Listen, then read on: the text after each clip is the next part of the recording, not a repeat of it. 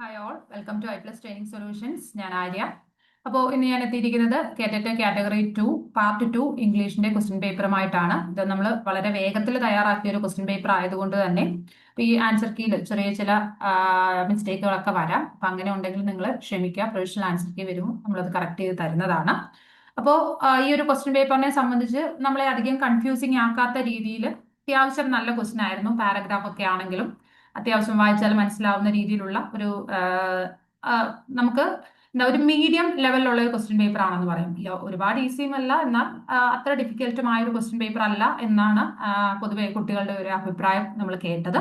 അപ്പൊ നമുക്ക് ഫസ്റ്റ് വരുന്നത് ഒരു പാരഗ്രാഫ് ആണ്. 5 ക്വസ്റ്റ്യൻസ് അതിൽ നിന്ന് ചോദിച്ചിട്ടുണ്ട്. പാരഗ്രാഫ് ഞാൻ വായിക്കുന്നില്ല, നമുക്ക് ഓരോ ക്വസ്റ്റ്യന്റെയും ആൻസർ നോക്കാം. Okay, question number 91. Grandma used to call the narrator a couch potato because dash. എന്തൊരു answer? Because she was lazy. Option C ആണ് കറക്റ്റ് ആൻസർ ആയിട്ട് വരുന്നത്. The narrator's mother dash. Answer വരുന്നത് ഓൾ ദി എബോവ് ആണ്. She was loving and caring ആണ്. Use to cook food that her daughter liked. Never sought help from her daughter. അപ്പൊ ഇതെല്ലാം എന്താണ്? Option C ആണ്, option D ആണ്, all the above ആണ് answer ആയിട്ട് വരുന്നത്. Question number 93. The narrator was not lazy while living with her family.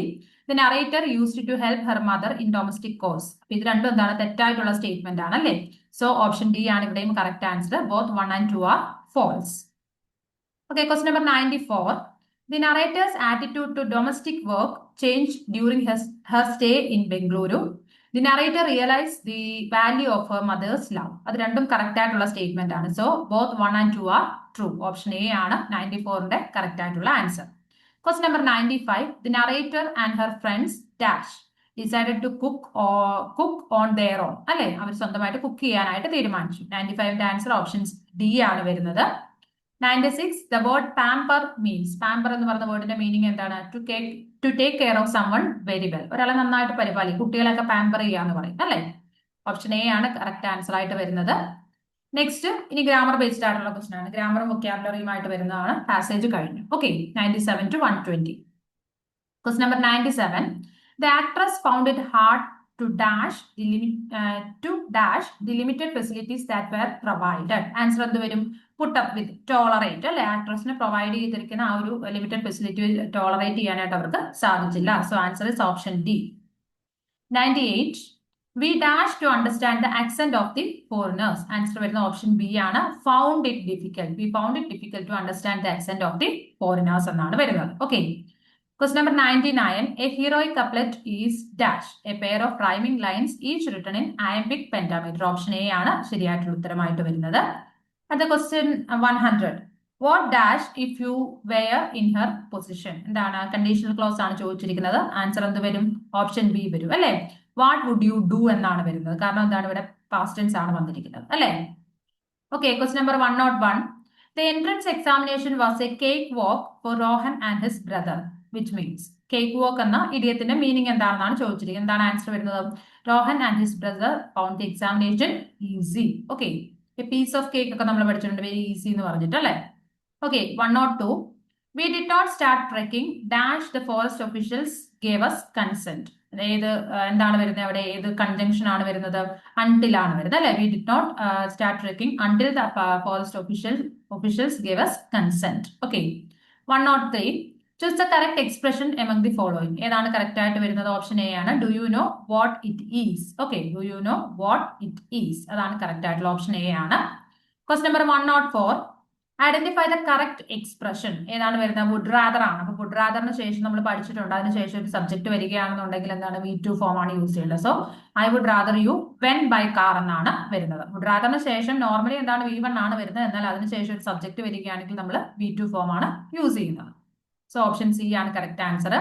105 എന്ന് പറയുന്നത് the company had A huge dash last year. എന്താണ് വരുന്നത്? ടേൺ ഓവർ അല്ലെ. അതൊരു ഫ്രേസൽ വെർബ് ആണ്, ടേൺ ഓവർ. ഓപ്ഷൻ ബി ആണ് correct answer. 106. Wednesday's program has been postponed to 20th, said the organizers. This statement can be reported as. എന്ത് വരും? Has been ആണ്. അപ്പൊ അത് നമ്മൾ റിപ്പോർട്ട് ചെയ്യുമ്പോൾ എന്തായിട്ട് മാറും? ഹാഡ് ബീൻ ആണ്. ഇവിടെ സെഡ് ആയതുകൊണ്ട് തന്നെ ഹാസ് ബീൻ ഹാഡ് ബീൻ ആയിട്ട് മാറും. അപ്പൊ അങ്ങനെ വരുന്ന ഏത് മാത്രമേ ഉള്ളൂ? ഓപ്ഷൻ എ ആണ്.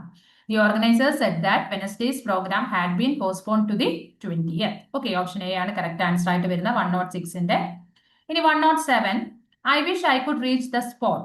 അത്രേ തന്നിട്ടുള്ളൂ. എന്നിട്ട് 4 ഓപ്ഷൻ ആണ്. Before noon, by 10 o'clock, at the earliest. ഇത് മൂന്നും വരാം അല്ലേ? So answer is option D ആണ്. ഓൾ ദി എബവ് ആണ്. ഓക്കെ. അടുത്ത 108. One of the following words is misspelled. Identify the word. Misspelled ആയിട്ടുള്ള വേർഡ് സൈലന്റിന്റെ സ്പെല്ലിംഗ് കറക്റ്റ് ആണ്, ബോയന്റ് കറക്റ്റ് ആണ്, റെസിലിയന്റ് കറക്റ്റ് ആണ്. ഇതെന്താണ്? വയലന്റ്, VIOLENT ആണ് വയലന്റ് വരുന്നത് അല്ലേ? ഇപ്പൊ എന്താണ് ഇവിടെ? വയലന്റ് സ്പെല്ലിംഗ് ആണ് തെറ്റിയത്. ഓക്കെ. അടുത്തത് 109. പ്, ബ്, മ് ആർ എക്സാമ്പിൾസ് ഓഫ് ഡാഷ്. പൂം ബൂം കാണുമ്പോൾ ഒരിക്കലും പ്ലോസീവ്സ് എന്ന് പറയരുത്. കാരണം മ് എന്താണ്? പ്ലോസീവ് സൗണ്ട് അല്ല, അതെന്താണ്? ബൈലേബിയൽസ് ആണ്. ഓക്കെ. നമ്മുടെ 2 ലിപ്സ് വെച്ചിട്ടാണ് നമ്മൾ ഇതെല്ലാം പ്രൊനൗൺസ് ചെയ്ത് നോക്കുക. പ്, ബ്, മ്. അപ്പൊ എന്താണ്? ബൈലേബിയൽസ് ആണ് വരുന്നത്. ഓക്കെ. അവിടെ ഒരു കൺഫ്യൂഷൻ വരാനുള്ള സാധ്യതയുണ്ട്. Question number 110.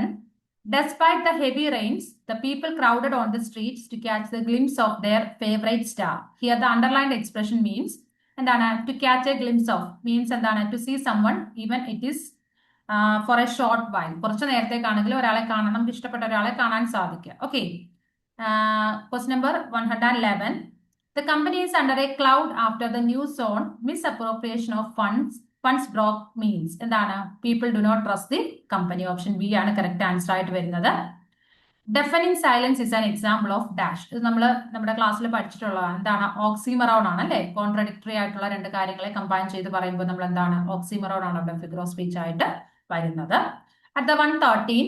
The pop band took the crowd by surprise. Can be rewritten without a change in meaning as dash. അതെന്താണ്?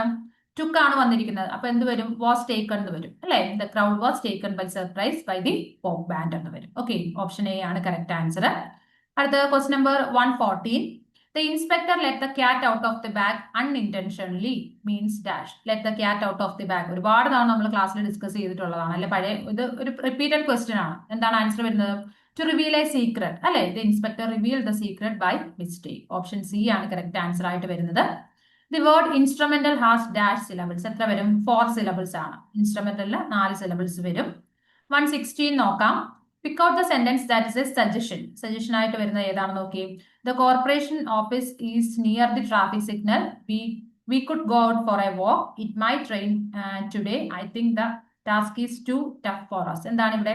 We could go out for a walk. അതെന്താണ്? ഒരു സജഷൻ ആയിട്ട് വരും അല്ലെ? ഓക്സിലറി വെർബ് യൂസ് ചെയ്തിട്ടുണ്ട്. Modal auxiliary ആണ് use ചെയ്തിരിക്കുന്നത്. So അവിടെ ഓപ്ഷൻ ബി ആണ് ആൻസർ ആയിട്ട് വരുന്നത്. Question number 117. If he had come early dash. Conditional clause ആണ് വന്നിരിക്കുന്നത്. Had come, had plus V3 ആണ് വന്നിരിക്കുന്നത്. സോ എന്ത് വരും?